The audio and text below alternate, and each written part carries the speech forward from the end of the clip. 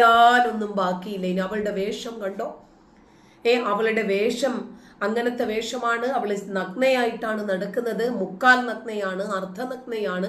ശരീരത്തിന്റെ ഭാഗങ്ങൾ കാണിച്ച് നടന്നു കഴിഞ്ഞാൽ പിന്നെ സവാദടിയന്മാർ വെറുതെ ഇരിക്കുമോ? പെണ്ണ് കാണിക്കുന്നതിന് പ്രശ്നമില്ലേ?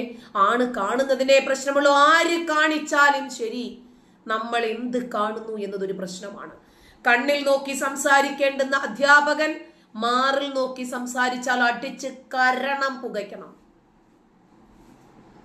മര്യാദയ്ക്കു വണ്ടിയിൽ യാത്ര ചെയ്യേണ്ടവർ അങ്ങനെ തന്നെ ചെയ്യണം. ഒരാൾ തുണി ഉരിഞ്ഞിട്ടിട്ടുണ്ടെന്ന് കരുതി അവരെ നോക്കി ഉദ്ധരിക്കുന്ന ലിംഗവുമായി ഉരയ്ക്കാൻ പോയാൽ പിന്നീട് സൂന ഉണ്ടാകത്തില്ല. അതാണ് സംഭവിക്കുക. അന്ന് ആ പെൺകുട്ടി കൃത്യമായിട്ട് വീഡിയോ പിടിച്ചു. ട്രെയിനില് സവാദടിയനെ ആദ്യം ആ പെൺകുട്ടിക്ക് പിടിക്കാൻ പറ്റില്ല, വീഡിയോ പിടിക്കാൻ പറ്റിയില്ല. പക്ഷെ അവനിറങ്ങി ഓടി, അവന്റെ പക്ഷത്ത് തെറ്റുള്ളത് കൊണ്ടല്ലേ. ഈ ലൈംഗിക രോഗിയെ രണ്ടാമതും പിടിച്ചപ്പോൾ മാത്രമാണ് ആദ്യത്തെ പെൺകുട്ടിക്ക് നീതി കിട്ടിയത്. അതുവരെ സവാദിനെയായിരുന്നു ആളുകൾ ന്യായീകരിച്ചു കൊണ്ടിരുന്നത്. പക്ഷെ ആ പെൺകുട്ടിക്ക് ചില കാര്യങ്ങൾ നമ്മളോട് പറയാനുണ്ട്, കേൾക്കാം. സവാദിന് മാനസിക വൈകൃതം തന്നെയാണെന്ന് നമുക്ക് ഉറപ്പിച്ചു പറയാം. ആദ്യത്തെ സംഭവത്തിൽ തന്നെ നമുക്ക് വ്യക്തമാണ്. പക്ഷെ സവാദിനെ പിന്തുണയ്ക്കുന്നതിന് വേണ്ടിയും സവാദ് ജയിലിൽ നിന്ന് ഇറങ്ങുമ്പോൾ മാലയിട്ട് സ്വീകരിക്കുന്നതിന് വേണ്ടിയും നമ്മുടെ സമൂഹത്തിലുള്ള ആളുകൾ തന്നെ രംഗത്തെത്തുന്നത് വലിയ തെറ്റായ സന്ദേശം തന്നെയാണ് നൽകുന്നത്. അത് ഒരിക്കൽ കൂടി ഉറപ്പിക്കുകയാണ് ഈ ഒരു അറസ്റ്റോട് കൂടി. കഴിഞ്ഞ ദിവസമാണ് ഇത്തരത്തിലൊരു പരാതി തൃശൂർ ഈസ്റ്റ് പോലീസിന് ലഭിക്കുന്നത്. സവാദ് കേരളം വിട്ട് മുങ്ങിയിരുന്നു. പക്ഷേ പോലീസ് സവാദിനെ പിന്തുടരുകയും ഒടുവിൽ പിടികൂടുകയും ചെയ്തു. എന്നാലും കോടതി റിമാൻഡ് ചെയ്തിരിക്കുകയാണ് സവാദിനെ. സമാനമായ 2023 എങ്ങനെയാണോ ബസ്സിൽ വെച്ച് യുവതിയോട് ലൈംഗിക അതിക്രമം കാണിക്കുക അല്ലെങ്കിൽ ലൈംഗിക ചേഷ്ടകൾ കാണിക്കുകയും ചെയ്തത്, അതേ കുറ്റകൃത്യം തന്നെയാണ് സവാദ് വീണ്ടും ചെയ്തിരിക്കുന്നത്. നമ്മളോടൊപ്പം 2023 പരാതി നൽകിയ നന്ദിത ഇപ്പോൾ നമ്മളോടൊപ്പം ചേരുന്നുണ്ട്. അന്ന് നമുക്ക് എല്ലാം ഓർമ്മയുണ്ട്. നന്ദിതയ്ക്കെതിരെ വലിയ സൈബർ ആക്രമണം നേരിട്ടതാണ്. ഈ തനിക്ക് നേരെ ഉണ്ടായ തെറ്റ് അത് കാട്ടിയത് കൊണ്ട് വലിയ രീതിയിൽ ആക്രമിക്കപ്പെട്ട ഒരു വ്യക്തിയായിരുന്നു നന്ദിത. പക്ഷെ അന്നും ഒരു സമൂഹം മുഴുവനും നന്ദിതയ്ക്കൊപ്പം ഉണ്ടായിരുന്നു എന്നുള്ളത് ഏറെ ശ്രദ്ധേയമായിട്ടുള്ള കാര്യം കൂടിയാണ്. നമുക്ക് നന്ദിതയോട് തന്നെ ചോദിക്കാം. വളരെ സന്തോഷം തരുന്ന ഒരു വാർത്തയാണ്. വീണ്ടും അയാളെ പിടികൂടുന്നു. അന്ന് അയാൾക്ക് വേണ്ടി ഒപ്പം നിന്നത് മാലയിട്ട് സ്വീകരിച്ചവരെല്ലാവരും അയാൾ വീണ്ടും കുറ്റക്കാരനാണ് അല്ലെങ്കിൽ അയാൾക്കെതിരെ തിരിയുന്ന സാഹചര്യം. എന്താണ് ഈ ഒരു വാർത്ത കേട്ടപ്പോൾ തോന്നിയത്? ഞാൻ വാർത്ത കേട്ടപ്പോൾ നല്ല ഇതുവരെ നമ്പാണ്. ഐ ഡോണ്ട് നോ വെദർ ഞാൻ ചിരിക്കണമോ കരയണമോ അതോ ഞാൻ സമാധാനിക്കണോ, എനിക്കൊന്നും മനസ്സിലായിട്ടില്ല. ഞാൻ ഈ 3 കാര്യങ്ങളിലൊന്നും ചെയ്തിട്ടില്ല ഇതുവരെ. കാരണം 2 years ഞാൻ വാട്ട് ഐ വെന്റ് ത്രൂ കുറച്ചധികം എക്സ്ട്രീം ആയിരുന്നു. എനിക്ക് പുറത്തു പോകാൻ പറ്റത്തില്ലായിരുന്നു, എനിക്ക് ഇൻസ്റ്റാഗ്രാം തുറക്കാൻ പറ്റത്തില്ലായിരുന്നു. I couldn't post my pictures, I couldn't do what I loved because എല്ലാത്തിന്റെ അടിയിൽ the comments were cyber raping me. So ആ ഒരു ഇനീഷ്യൽ അസോൾട്ട് ഒന്നും അല്ലാണ്ടായി ഈ ഒരു പോയിന്റിൽ. ഇനീഷ്യലി ആ ഒരു വെറും ഒരു അസോൾട്ട് ആയി. Didn't matter, it was 6 minutes. But 2 years worth of abuses, harassment, bullying in every manner whatsoever, sexual ആയിക്കോട്ടെ മെന്റലി ആയിക്കോട്ടെ, എല്ലാം കഴിഞ്ഞതോടുകൂടെ എനിക്കിപ്പോ ഞാൻ റിയാലിറ്റിയിലേക്ക് എത്തിയിട്ടില്ല. ഐ എം ഹാപ്പി ഒരു സൈഡിൽ that I could prove my maybe innocence or something, but I do not understand why the victim had to prove her innocence when the law had to prove it for me. But that didn't happen. So അങ്ങനെ പോകുന്നു.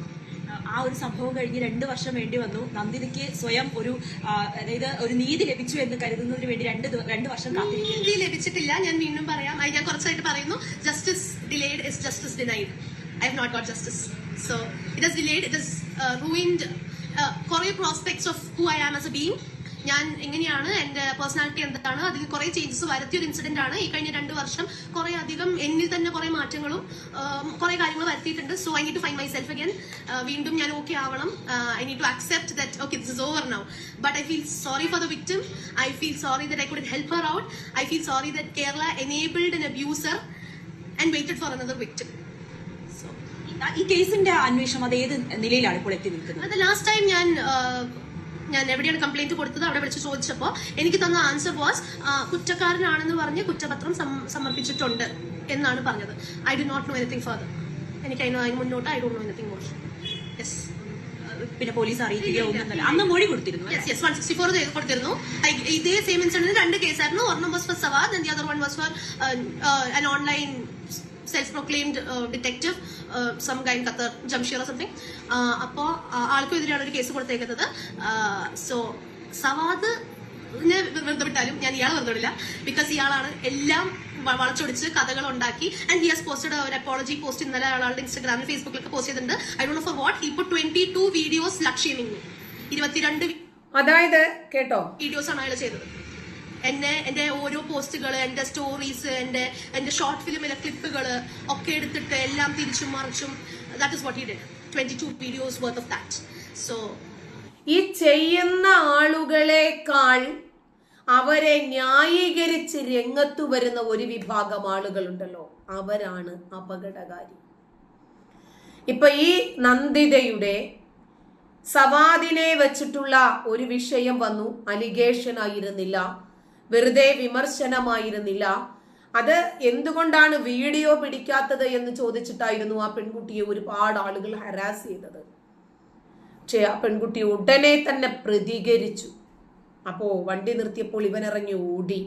അന്ന് ഈ പെൺകുട്ടിയെ ഒരാള് മാത്രം 22 video ചെയ്തിട്ടാണ് അത്രേ ഈ പെൺകുട്ടിയെ മാനസികമായി സ്വഭാവ വൈകല്യമുള്ള കുട്ടിയാണ് എന്ന് പറഞ്ഞിട്ട് ഇവയാൾ, കാരണം അവരുടെ വേഷമാണ് ഇവരുടെ പ്രശ്നം.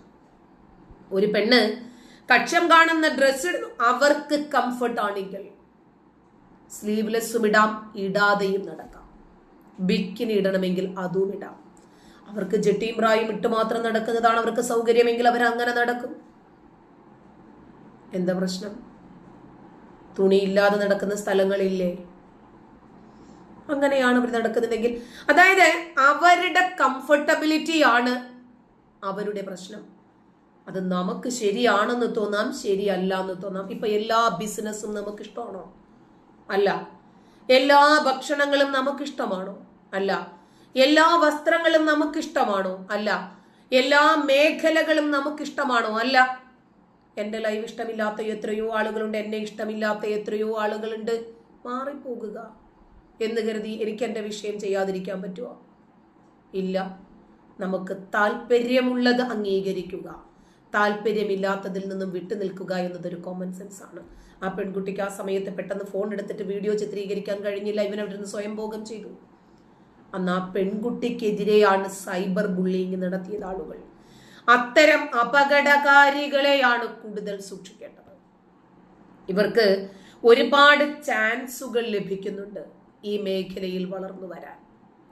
ഇവരെ വളർത്തിക്കൊണ്ടുവരാനും ഇവരെ പ്രോത്സാഹിപ്പിക്കാനുമൊക്കെ ഒരുപാട് ആളുകളുണ്ട്. പിന്നെ എൻ്റെ ചാറ്റ് ബോക്സിൽ വരുന്ന ദാസ് ദേവ ഞാൻ തട്ടമിടണോ വേണ്ടേ എന്ന് ഞാനാ തീരുമാനിക്കുന്നത്. നിങ്ങൾ തൽക്കാലം നിങ്ങളുടെ വീട്ടിലുള്ളവരെ പോയിട്ട് മര്യാദ പഠിപ്പിച്ചാൽ മതി. അതുപോലെ ഒരു യുമ്ന വന്നിട്ടുണ്ട്, തട്ടം ഇത് ഞാൻ എന്ത് വസ്ത്രം ധരിക്കണം എന്നത് എൻ്റെ ചോയ്സാ. സാമാന്യ മര്യാദയുള്ള കോമൺ സെൻസ് ഉള്ള ആളുകൾ മാത്രം എൻ്റെ ലൈവോ വീഡിയോയോ കണ്ടാൽ മതി. അല്ലാതെ 6-ാം നൂറ്റാണ്ടിന്റെ ഗോത്രമതക്കാർക്ക് ഈ ലൈവ് ദഹിക്കില്ല. കാരണം അത്യാവശ്യം ബുദ്ധിയും വിവരവും വിവേകവുമുള്ള ആളുകൾ മാത്രം ഇത് കണ്ടാൽ മതിയാകും. ദാസിനോടുകൂടിയാ പറയുന്നത്. നീ എന്നോട് എങ്ങനെ വന്ന് പറയും തട്ടം മാറ്റുന്നു? ഞാൻ ആരാ? നിന്റെ ഭാര്യയോ, നിന്റെ പെങ്ങളോ, നിന്റെ മോളോ, നിന്റെ സുഹൃത്തോ? അങ്ങനെയുള്ളവരോട് പോലും നിനക്ക് ഇങ്ങനെ ആജ്ഞാപിക്കാൻ പറ്റുമോ? അത് ഒരു കോളേജിൽ നിന്നും ലഭിക്കുന്ന വിവരമല്ല. ഒരാൾ എന്ത് വേഷം ധരിക്കണം, ഒരാൾ എന്ത് പറയണം, ഏതു മേഖല തെരഞ്ഞെടുക്കണം എന്നത് അവരുടെ മാത്രം ചോയ്സ് ആണ്. അപ്പോൾ നന്ദിത ഇപ്പോ ഏറ്റവും ഒടുവിൽ വീണ്ടും സവാദടിയൻ അത് തന്നെ ആവർത്തിച്ചപ്പോൾ തെളിവടക്കം പിടിക്കപ്പെട്ടു. ഇപ്പോൾ അവനെ നല്ല രൂപത്തിൽ പൂമാലയിട്ട് സ്വീകരിച്ച പുരുഷ സംരക്ഷകരൊക്കെ എവിടെ പോയി?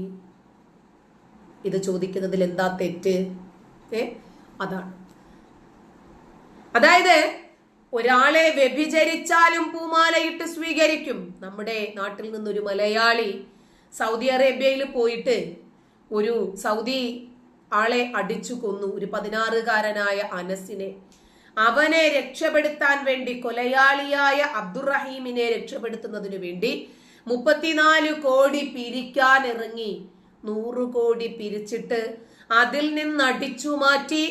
അവരെ ഈ അടിച്ചു മാറ്റിയ ടീം പരസ്പരം തമ്മിലടിച്ചും തർക്കിച്ചും ഇരിക്കുക. ആർക്ക് കൂടുതൽ. അങ്ങനെ അധ്വാനിക്കാതെ പറ്റിച്ചും വെട്ടിച്ചും ജീവിക്കാൻ പ്രാപ്തരായിട്ടുള്ള ഒരു ജനവിഭാഗം ഇവിടെയുണ്ട്.